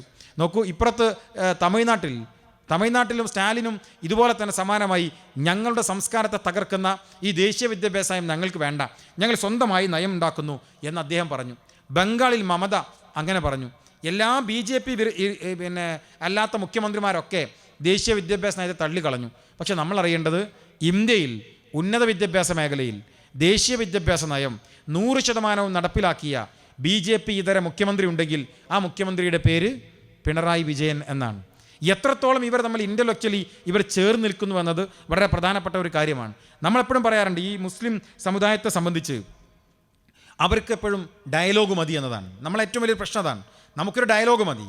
ഇപ്പോൾ കോട്ടയത്ത് ഒരു സ്കൂളിലെ 10ാം ക്ലാസ് കഴിഞ്ഞ് അവിടുത്തെ സെൻഡ് ഓഫ് കഴിഞ്ഞ് തിരിച്ചു പോകുന്ന കുട്ടികളിലെ 2-3 മതവിഭാഗത്തിലുള്ളവർ അവിടുത്തെ ഒരു ക്രിസ്ത്യൻ ചർച്ചിൻ്റെ ഗ്രൗണ്ടിൽ അവർ വണ്ടി ഓടിച്ച് റേസിംഗ് നടത്തി അപകടകരമായ രൂപത്തിലേക്ക് അവരുടെ സെൻഡ് ഓഫ് പരിപാടികൾ നടത്തുമ്പോൾ അതിൽ പ്രതിയായി വരുന്ന 30-35 ചെറുപ്പക്കാരുണ്ടാകുമ്പോൾ അവിടുത്തെ പരാതിയുടെ മുകളിൽ അതിൽ മുസ്ലിം നാമധാരികളായ 17 പേരിൽ മാത്രം കേസെടുക്കാൻ ഈ ഗവൺമെൻറ്റിന് ധൈര്യമുണ്ടാകുന്നത്, അതിനവർക്ക് ധൈര്യം ഉണ്ടാകുന്നത് നമ്മളെ സെറ്റിൽ ചെയ്യാൻ കഴിയും എന്നിവിടെ ആത്മവിശ്വാസമാണ്. നമ്മളാണോ പരാജയപ്പെട്ടു പോകുന്നത്, അതോ ഈ സർക്കാരാണോ പരാജയപ്പെട്ടത്?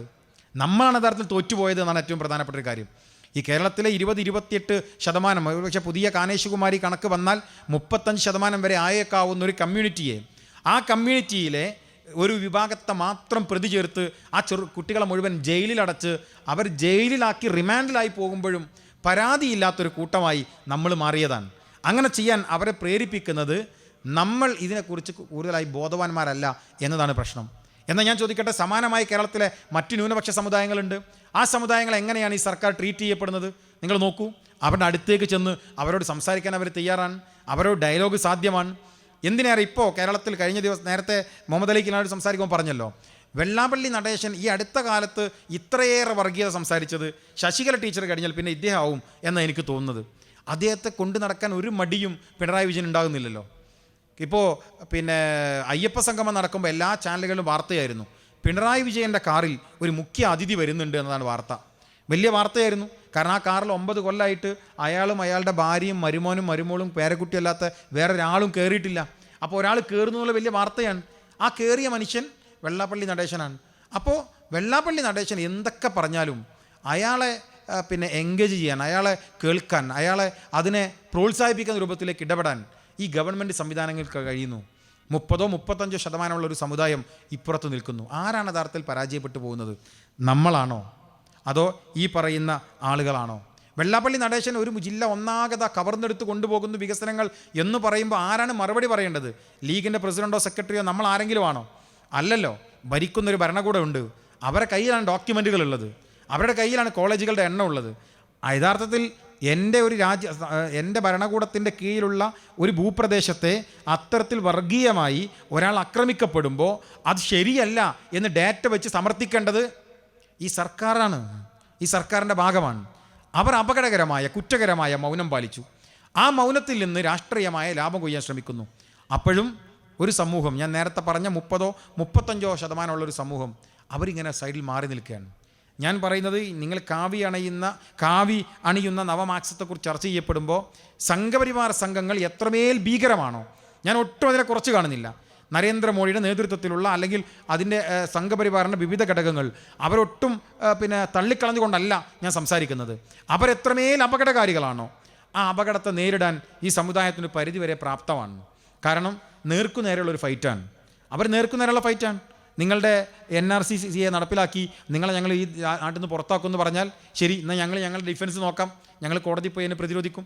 നിങ്ങളുടെ വഖഫ് അത് ഞങ്ങൾ ശരിയാക്കുമെന്ന് പറഞ്ഞാൽ ശരി, എന്നാൽ ഞങ്ങൾ നോക്കാം, ഞങ്ങളെ കൊണ്ട് കഴിയുന്ന മാതിരി ഞങ്ങൾ നോക്കാം എന്ന് പറഞ്ഞ് നമ്മൾ ജുഡീഷ്യറിയെ സമീപിക്കും. എന്നാൽ ഞാൻ നേരത്തെ പറഞ്ഞ ഇൻ്റലക്ച്വലായ ഈ കടന്നുകയറ്റങ്ങളെ തിരിച്ചറിയാൻ കഴിയാത്തൊരു സമുദായമായി നമ്മൾ മാറി. ഇപ്പോൾ ദേശീയ വിദ്യാഭ്യാസ നയം നടപ്പിലാക്കുമ്പോൾ യഥാർത്ഥത്തിൽ സംഭവിക്കുന്നൊരു പ്രശ്നമുണ്ട്. നമ്മൾ 3 ചെറുപ്പക്കാരെ ജീവിതം കൊടുത്തത് എന്തിനു വേണ്ടിയിട്ടാണ്? അറബി ഭാഷയ്ക്ക് വേണ്ടിയിട്ടാണ്. ഈ ഭാഷ ഇല്ലാതാക്കാൻ ശ്രമിച്ചത് ആരാണ്? കമ്മ്യൂണിസ്റ്റുകാരനാണ്. ദേശീയ വിദ്യാഭ്യാസ നയം ഇഴകീറി പരിശോധിച്ചാൽ അവിടെ ഇല്ലാതായി പോകുന്നൊരു പ്രാദേശിക ഭാഷയുണ്ട്, അത് ഉറുദും അറബിയുമാണ്. അവരുടെ അജണ്ടകൾ വളരെ കൃത്യമായി ഇതിനകത്ത് നടപ്പിലാക്കി പോകുന്നുണ്ട്. അത് വളരെ ഇൻ്റലക്ച്വലായി അതിനെക്കുറിച്ച് ചർച്ച ചെയ്യാനും അത് നടപ്പിലാക്കാനും കഴിയുന്ന ഒരു വിഭാഗമായി അവർ മാറുന്നു. എന്നാൽ നേരിട്ട് ഈ സംഘപരിവാർ സംഘങ്ങൾ നമ്മളോട് ഏറ്റുമുട്ടുമ്പോൾ നമുക്കത് മനസ്സിലാക്കാൻ കഴിയുന്നുണ്ട്, ശത്രുവാരെന്ന് തിരിച്ചറിയാൻ കഴിയുന്നുണ്ട്, ശത്രുവിനോട് ഏറ്റുമുട്ടാൻ കഴിയുന്നുണ്ട്. ശത്രുവാരെന്നറിയാതെ അല്ലെങ്കിൽ മിത്രമായി നിൽക്കുകയും എന്നിട്ട് നമ്മളെ അപകടകരമായ ഒരവസ്ഥയിലേക്ക് നമ്മളെ കൊണ്ടുപോവുകയും ചെയ്യുന്ന ഒരു സംഘമാണ് യഥാർത്ഥത്തിൽ ഈ സംഘപരിവാർ സംഘങ്ങൾ. ഇപ്പോൾ നോക്കൂ നിങ്ങൾ, ഇന്ന് നേരത്തെ ദാവൂദ് സാഹിബ് സൂചിപ്പിച്ചല്ലോ, തിരഞ്ഞെടുപ്പുകൾ നടന്നു. ഇന്ന് കാലിക്കറ്റ് യൂണിവേഴ്സിറ്റിയിലെ തിരഞ്ഞെടുപ്പുകൾ നടന്നു. ഈ തിരഞ്ഞെടുപ്പിലെ എല്ലാ ക്യാമ്പയിനുകളിലും SFIക്കാരൻ ഉപയോഗിച്ചത് വർഗീയതയാണ്. ഒരു പക്ഷേ SFI ഈ തിരഞ്ഞെടുപ്പിൽ ഏറ്റവും കൂടുതൽ ഉപയോഗിച്ച 2 വാചകങ്ങൾ, ഒന്ന് എമ്മിൻ്റെ ഫുള്ള് മുസ്ലിമാണ് എന്ന് പറയാനാണ് ഏറ്റവും കൂടുതൽ അവർ ശ്രമിച്ചത്. രണ്ടാമത് ഈ ആളുകൾ വർഗീയവാദികളാണ് എന്ന് പറയാനാണ് ഏറ്റവും കൂടുതൽ ശ്രമിച്ചത്. എം മുസ്ലിമാണെന്ന് എല്ലാവർക്കും അറിയാം, അത് വർഗീയവാദികളാണ് എന്ന് പറയാൻ ആരാണ് ശ്രമിക്കുന്നത്? ഒരു കമ്മ്യൂണിസ്റ്റ് വിദ്യാർത്ഥി സംഘടനയാണ്. ഒരു തവണ പോലും ആ സംഘടനയുടെ നേതൃത്വം അത് ശരിയല്ല എന്ന് പറഞ്ഞിട്ടില്ലല്ലോ. നിങ്ങൾ ആലോചിച്ച് നോക്കൂ, കേരളത്തിലെ പൊതുസമൂഹത്തിലെ എല്ലാവരും പറഞ്ഞു, സാധാരണ മാറി നിൽക്കപ്പെടുന്ന എല്ലാ ആളുകളും, ചാനൽ അവതാരകന്മാരും സാമൂഹിക പ്രവർത്തകന്മാരും എല്ലാവരും പറഞ്ഞു അത് ശരിയല്ല, SFIയുടെ ആ സമീപനം ശരിയല്ല എന്ന് പറഞ്ഞിട്ട് ആ പാർട്ടി അത് തിരുത്താൻ തയ്യാറായില്ല. കാരണം അത് അവരുടെ ഒരു അജണ്ടയാണ്, അവർക്കത് വേണം. നിലനിൽക്കാവുന്ന വരാൻ പോകുന്ന രാഷ്ട്രീയ സാഹചര്യങ്ങൾ, തിരഞ്ഞെടുപ്പുകളിൽ ആ രാഷ്ട്രീയ സാഹചര്യം രൂപപ്പെടുത്തണം. നമുക്കേറെ സന്തോഷമുള്ളൊരു കാര്യം എന്താ വെച്ചാൽ SFIയുടെ പുതിയ നേതൃത്വമായിട്ടുള്ള പ്രസിഡൻറ്റും സെക്രട്ടറിയും ഒരു പക്ഷേ അക്കാദമികമായി രാഷ്ട്രീയത്തെ സമീപിക്കാൻ കഴിയാത്ത, രാഷ്ട്രീയത്തെ ഒരു പക്ഷേ വിലയിരുത്താൻ കഴിയാത്ത, കേവലം ഒരു സംഘടനാ പ്രവർത്തകർ മാത്രമായി അധംപതിച്ചു പോയ അല്ലെങ്കിൽ അത്രമാത്രം കപ്പാസിറ്റിയുള്ള 2 ആളുകളെ SFIയുടെ നേതൃസ്ഥാനത്ത് കൊണ്ടുവന്നപ്പോൾ അവരെല്ലാ ക്യാമ്പസിലും നടന്ന് വർഗീയത പറഞ്ഞിട്ടും ഈ പറയുന്ന കാലിക്കറ്റ് സർവകലാശാലയിലെ ഭൂരിപക്ഷ കോളേജുകളിലും ഇന്നും വിദ്യാർത്ഥികൾ തിരഞ്ഞെടുത്ത സംഘടന MSF ആണ് എന്നത് നമുക്ക് വലിയ അഭിമാനം നൽകുന്ന ഒന്നാണ്. കാരണം അതിനോട് ഭൗതികമായി സംവദിക്കാൻ കപ്പാസിറ്റിയുള്ള കുട്ടികൾ ഉണ്ടായി എന്നതാണ്. പക്ഷേ നമ്മൾ നിരാശപ്പെടുന്ന ഒരു കാര്യമുണ്ട്. SFIയുടെ കൊടി പിടിച്ച് വളർന്നു വരുന്ന കുറേ കുട്ടികളുണ്ടല്ലോ, അവരെ ഒരു പക്ഷേ മുൻകാലങ്ങളിൽ SFI നേതാക്കന്മാരെ ക്രിമിനലുകളായിട്ടാണ് അവരെ വളർത്തിക്കൊണ്ടുവരാറുള്ളതെങ്കിൽ ഈ പുതിയ നേതൃത്വം വന്നപ്പോൾ ക്രിമിനലുകളായിട്ടല്ല, പകരം വർഗീയ ചിന്തകളുടെ കൂത്തരങ്ങുകളായി അവരെ തലച്ചോറുകളെ മാറ്റുന്ന ഈ അപകടത്തെ ആരാണ് തടുക്കുക? ഇവരാണല്ലോ നാളെ കേരളത്തിൻ്റെ പൊതുസമൂഹത്തിലേക്ക് വരാനുള്ളവർ. ഇവരാണല്ലോ കേരളത്തിൻ്റെ ധാരയുടെ ഭാഗമായി തീരേണ്ടത്. ഒരു പക്ഷേ കേരളത്തിലെ ഞാൻ പറഞ്ഞ SFIയുടെ പ്രവർത്തകന്മാരായ കുട്ടികൾ അവരും ഈ കേരളത്തിൻ്റെ പൊതുബോധത്തിൻ്റെ ഭാഗമായി മാറേണ്ടവരാണല്ലോ. അവരിലേക്ക് ഈ കുത്തിവെക്കപ്പെടുന്ന ഈ വർഗീയതയെ അതിനെ ചെറുക്കാൻ അത് വലിയൊരു അപകടകരമായ ഒരു സാധനമായി മാറുമ്പോൾ ആരാണ്? ഇപ്പോൾ ഇന്ന് ഞാൻ ഫേസ്ബുക്കിൽ കണ്ട ഒരു പ്രസംഗമുണ്ട്. ഒരു മുസ്ലിം പെൺകുട്ടിയാണ്, SFIയുടെ സ്ഥാനാർത്ഥിയാണ്, അവൾ മത്സരിച്ച് ജയിച്ചതാണ്. എന്നിട്ട് അവിടെ പ്രസംഗമാണ്, എൻ്റെ തലയിലെ 1.5 മീറ്റർ ഈ ശീല അത് എന്തോ ഒരു അപകടമാണ് എന്ന് MSFൻ്റെ ഏതോ ഒരു നേതാവ് പറയുന്നത് കേട്ടു. ഇതാ ആ ക്ലോത്ത് ഇട്ടുകൊണ്ടാണ്, ആ തലയിൽ തട്ടം ഇട്ടുകൊണ്ടാണ് ഞാനൊരു കമ്മ്യൂണിസ്റ്റ് കുടുംബത്തിൽ നിന്ന് വന്നിട്ട് SFIക്ക് വേണ്ടി ജയിച്ചത്. നമ്മളാണോ അത് പറഞ്ഞത്? CPMൻ്റെ ഒരു നേതാവ് പരസ്യമായിട്ടല്ലേ പറഞ്ഞത്, മലപ്പുറത്തെ മാപ്പിള കുട്ടികളുടെ തലയിൽ നിന്ന് തട്ടമൂരാൻ ഞങ്ങളുടെ സംഘടനാ പ്രവർത്തനത്തിൽ കഴിഞ്ഞിട്ടുണ്ട് എന്ന് പറഞ്ഞത് ആരാണ്? ഇവിടുത്തെ CPMൻ്റെ അനിൽകുമാർ എന്ന് പറയുന്ന അവരുടെ സംസ്ഥാന കമ്മിറ്റി അംഗമാണ്. എന്നിട്ടും ഈ കുട്ടികൾ വന്നിട്ട് പറയുന്നത് അത് ഞങ്ങൾക്ക് അഭിമാനമാണ് എന്നാണ്. യഥാർത്ഥത്തിൽ എവിടെയാണ് പിഴച്ചു പോകുന്നത്? നിങ്ങളിവിടെ ചർച്ച ചെയ്യപ്പെടുന്ന ഈ കാവി അണിയുന്ന നവമാർക്സിസം എന്നെടുത്ത് എനിക്കൊരു കാര്യം ചേർത്ത് വെച്ചുകൊണ്ട് അവസാനിപ്പിക്കാനുള്ളത്, കാവി രാഷ്ട്രീയം എത്രമേൽ അപകടകരമാണോ അതിനെ എല്ലാ അർത്ഥത്തിലും ഉൾക്കൊണ്ടുകൊണ്ട് ഞാൻ പറയുന്നു, അതിന് തത്തുല്യമായ അപകടം, അല്ലെങ്കിൽ ഒരു പരിധി അതിനേക്കാൾ വലിയ അപകടമായി കമ്മ്യൂണിസം മാറുന്നുണ്ട് എന്നതൊരു യാഥാർത്ഥ്യമാണ്. അത് നിങ്ങൾ മനസ്സിലാക്കേണ്ടത്. ഒരു പക്ഷേ കാവി രാഷ്ട്രീയത്തെ നേർക്കുന്ന ഒരു ഏറ്റുമുട്ടലിൽ നമുക്ക് തിരിച്ചറിയാൻ വേണ്ടി കഴിയുന്നുണ്ട്. ഏറ്റുമുട്ടാൻ കഴിയുന്ന സാധ്യമായ ടൂളുകൾ ഉപയോഗിക്കാൻ നമുക്ക് കഴിയുന്നുണ്ട്. പക്ഷേ കൂടെ നിന്നുകൊണ്ട് ഇവർ ചെയ്യുന്ന മതേതര ചേരിയുടെ ഭാഗമായി നിന്നുകൊണ്ട് ഇവർ കാണിക്കുന്ന ഈ അക്രമത്തെ നമുക്ക് തിരിച്ചറിയാൻ കഴിയുന്നില്ല. അത് പറയാൻ ശ്രമിച്ചതാണ് KM ഷാജി സാഹിബ്. അതിൻ്റെ പേരിലാണ് അദ്ദേഹം വേട്ടയാടപ്പെടുന്നത്. അദ്ദേഹം പറഞ്ഞൊരു യാഥാർത്ഥ്യമല്ലേ എന്ന് ഞാൻ നേരത്തെ പറഞ്ഞ കണക്കിലടിസ്ഥാനം നിങ്ങൾ പരിശോധിക്കുക. ഞാൻ പറയുന്നു, നമ്മൾ ഇന്ത്യയിലെ മുസ്ലിം സമുദായത്തെക്കുറിച്ച് പഠിച്ച ആധികാരികമായ പഠനം രജീന്ദ്ര സച്ചാർ കമ്മീഷൻ്റെ റിപ്പോർട്ടാണ്. എൻ്റെ അഭിപ്രായമാണ്, നിങ്ങൾക്ക് യോജിപ്പോ വിയോജിപ്പോ ഉണ്ടാവാം. ആ റിപ്പോർട്ട് നിങ്ങൾ എടുത്ത് പരിശോധിച്ചാൽ ആ റിപ്പോർട്ടിൽ പറയുന്നത് ഇന്ത്യയിലെ മുസ്ലിം സമുദായത്തിൻ്റെ ഏറ്റക്കുറച്ചുകൾ, കണക്കുകൾ, അതിൻ്റെ ഉയർച്ച താഴ്ചകൾ എല്ലാം പറയുന്നുണ്ട്. അതിൽ പറയുന്നു കേരളം ഒരു റോൾ മോഡലാണ് എന്നതിൽ പറഞ്ഞു വെക്കുന്നു. എന്നാൽ ഞാൻ നിങ്ങളോട് പറയട്ടെ, ഇന്ന് ആ രജീന്ദ്ര കമ്മീഷൻ്റെ റിപ്പോർട്ട് ഇറങ്ങിയതിന് ശേഷം വേണമെങ്കിൽ കണക്കെടുക്കാം. നമുക്ക് 2010 മുതൽ നിങ്ങളെടുത്തോ, ഈ 2025 വരെയുള്ള 15 വർഷക്കാലം എടുത്താൽ ഈ കാലയളവിനിടയിൽ നഷ്ടം സംഭവിച്ച ഇന്ത്യയിലെ മുസ്ലിം സമുദായം ആരാണ് എന്ന് പരിശോധിച്ചാൽ അത് ഗുജറാത്താകും എന്ന അഭിപ്രായം എനിക്കില്ല. അത് UP ആണോ എന്നാൽ എനിക്ക് വിയോജിപ്പുണ്ട്. അത് കേരളമാകാനാണ് സാധ്യത എന്നാണ് എൻ്റെ അഭിപ്രായം. സാമ്പത്തിക സംവരണം നടത്തിയപ്പോൾ അത് ആദ്യം നടപ്പിലാക്കിയത് കേരളത്തിൽ, അതിന് നഷ്ടം സംഭവിച്ചത് മുസ്ലിം സമുദായത്തിന്. ഇവിടെ ഡിസേബിലിറ്റി റിസർവേഷൻ നടപ്പിലാക്കി, അതിന് കടമെടുത്തത് മുസ്ലിം സമുദായത്തിൽ നിന്ന്. കാലിക്കറ്റ് സർവകലാശാലയിൽ ടീച്ചിങ് പോസ്റ്റ് നടത്തുമ്പോൾ ഡിസേബിലിറ്റി റിസർവേഷൻ കൊടുക്കാൻ വേണ്ടിയിട്ട് ഏത് സമുദായത്തിന് എടുക്കാമെന്ന് ചോദിച്ചപ്പോൾ ഗവൺമെൻറ് 2 വട്ടം ആലോചിക്കേണ്ടി വന്നില്ല. മുസ്ലിം സമുദായത്തിൽ റിസർവേഷൻ എടുത്ത് അവർക്ക് കൊടുത്തു. അവർക്ക് കിട്ടേണ്ടതാണ്, അതിൽ തർക്കമൊന്നുമില്ല. പക്ഷേ ഇവിടുന്ന് എടുക്കേണ്ടതാണോ? അതല്ല എന്ന് പറയാൻ നമുക്ക് കഴിഞ്ഞു. നമ്മളത് പറഞ്ഞു, പക്ഷേ അത് മൈൻഡേ ചെയ്യേണ്ടതില്ല എന്നൊരു ഗവൺമെൻറ് തീരുമാനിക്കുകയാണ്. അങ്ങനെ നിങ്ങൾ എടുത്ത് പരിശോധിച്ച് നോക്ക്. ഭൗതികമായി ഇൻ്റലക്ച്വലായി തകർത്തത്. ഇപ്പോൾ ഞാൻ പറയട്ടെ, ജനറൽ ന്യൂട്രാലിറ്റി സ്കൂളുകളിൽ നടപ്പിലാക്കണം എന്ന് ഈ CPMകാർ വന്ന് പറഞ്ഞു. അവർ പുസ്തകത്തിലെ കൊണ്ടുവരുമെന്ന് പറഞ്ഞു. അവരെ നടപ്പിലാക്കിയിട്ടൊന്നുമില്ല. പക്ഷേ ജനറൽ ന്യൂട്രാലിറ്റിയുടെ അപകടങ്ങളെല്ലാം നമ്മുടെ സൊസൈറ്റിയിൽ നടന്നു കഴിഞ്ഞു. അവരെ നടപ്പിലാക്കിയിട്ടൊന്നുമില്ല, പക്ഷേ അവരുടെ അജണ്ട പൂർത്തീകരിച്ചു. ഷർട്ടും പാൻറ്റും ഇട്ട പെൺകുട്ടി അത് ഇട്ട് ക്ലാസ് മുറിയിൽ വരുന്നത് മാത്രമാണ് ജനറൽ ന്യൂട്രാലിറ്റി എന്നാണ് അവർ പറയാൻ ശ്രമിച്ചത്. പക്ഷേ അത് പിൻവലിച്ചവർ പോയെങ്കിൽ പോലും അവരുടെ അജണ്ട അവർ നടപ്പിലാക്കി. ഒരു സമൂഹത്തിന് മുമ്പിൽ അത് അവതരിപ്പിക്കപ്പെടുക, അങ്ങനത്തെ ഒരു നവലിബറൽ ചിന്തയെ ഒരു സമൂഹത്തിൽ അവതരിപ്പിക്കപ്പെടുക, അത് ചർച്ച ചെയ്യപ്പെടുക. നോക്കൂ, നിങ്ങൾ എല്ലാ അധാർമികമായ പ്രവർത്തനങ്ങളിലും ഈ പറയുന്ന സംഘം, ഈ പറയുന്ന മാർക്സിസ്റ്റ് സംഘം അതിന് നേതൃത്വം കൊടുത്തില്ലേ? ഞാൻ പറയുന്നു, ക്യാമ്പസുകളിൽ ABVP എവിടെയാണ് ക്യാമ്പസിലുള്ളത്? നമ്മൾ മനസ്സിലാക്കുന്ന കാസർഗോഡ് മാത്രം 1-2 സ്ഥലത്തുണ്ടെന്നല്ലാതെ കേരളത്തിൽ മറ്റൊരു ക്യാമ്പസിലും ABVPക്ക് സാന്നിധ്യമില്ല. എന്നാൽ നിങ്ങൾ പരിശോധിച്ചോ, എല്ലായിടത്തും SFI ഉള്ള എല്ലായിടത്തും, അവർക്ക് അപ്രമാദിത്വമുള്ള എല്ലാ ക്യാമ്പസുകൾക്കകത്തും ധാർമ്മികമായി തകർക്കുന്നതിന് മുമ്പ് നിൽക്കുന്നത് ഈ പറയുന്ന ഈ മാർക്സിസ്റ്റ് സംഘങ്ങളാണ്. അതാണ് ഞാൻ പറഞ്ഞത്. എല്ലാ അർത്ഥത്തിലുള്ള അപകടത്തെയും തിരിച്ചറിഞ്ഞുകൊണ്ട് ഞാൻ പറയുന്നത്, ഈ പറയുന്ന സംഘപരിവാർ സംഘങ്ങളുടെ അപകടങ്ങൾ എത്രയുണ്ടോ അത്ര തന്നെ ഒരു പരിധിക്ക്, ചിലപ്പോൾ അതിൽ കൂടുതലെന്ന് പറഞ്ഞാൽ അതിശയോക്തി പറയാനില്ല, അപകടം ഉണ്ടാക്കുന്ന സംഘമായി ഈ പറയുന്ന കമ്മ്യൂണിസ്റ്റ് സംഘങ്ങൾ, മാർക്സിസ്റ്റ് സംഘങ്ങൾ മാറിയിട്ടുണ്ട്. 30-35% ഒരു കമ്മ്യൂണിറ്റിയെ, ആ കമ്മ്യൂണിറ്റി എന്തുമാകട്ടെ എന്ന് തീരുമാനിക്കാൻ ഒരു സർക്കാരിന് കഴിഞ്ഞത് അവരുടെ ധൈര്യമല്ല, നമ്മുടെ പോരായ്മയാണ് എന്ന് തിരിച്ചറിയാൻ നമുക്ക് കഴിയണം. അത് അവരുടെ വലിയ കാര്യമാണ് എന്നതല്ല. ഇത് ഈ പറയുന്ന 35% അത് ഒന്നിനും കൊള്ളാത്ത ഒരു സംഘമായിട്ടാണ് അവർ കാണുന്നത്. 35 എന്ന് പറഞ്ഞതിലേക്ക് 15 ചേർന്നാൽ കേരളത്തിന് 50ആണ്. 35 എന്നത് എൻ്റെ ഒരു അസംപ്ഷൻ പറഞ്ഞതാണ്. എന്തായാലും 30 എന്തായാലും ഉണ്ടല്ലോ. ഒരു 20 ചേർന്നാൽ കേരളത്തിൻ്റെ പകുതിയാണ്. ആ കേരളത്തിൻ്റെ പകുതിയാകാൻ കഴിയുന്ന വലിയൊരു കഷ്ണത്തെ നിസ്സംശയം മാറ്റി നിർത്താനും അവർ ഞങ്ങൾക്കൊരു അജണ്ടയല്ല എന്ന് പറയാനും ഒരു ഗവൺമെൻറ്റിന് കഴിയുന്നു എന്നതാണ് പുതിയ കാലത്തിൻ്റെ അപകടം. ആ പുതിയ കാലത്ത് നിങ്ങൾ വിളിച്ച വാചകം കാവി അണിയുന്ന നവമാർക്സിസം എന്നാണ്. ഞാൻ നിങ്ങളോട് പറയാൻ ആഗ്രഹിക്കുന്നത്, കാവി അണിഞ്ഞതല്ല ഈ മാർക്സിസം. അവരുടെ ജനാധിപത്യത്തിൻ്റെ ഷർട്ട്, അവരുടെ ജനാധിപത്യത്തിൻ്റെ മേൽമുണ്ട് അഴിഞ്ഞു വീണതോ അത് നേർത്തതായപ്പോൾ അകത്ത കാവി പുറത്ത് കാണുന്നതോ ആണ് എന്ന് തിരിച്ചറിയാൻ നമുക്ക് കഴിയണം എന്ന് മാത്രം പറഞ്ഞുകൊണ്ട് അവസാനിപ്പിക്കുന്നു. അസ്സലാമു അലൈക്കും.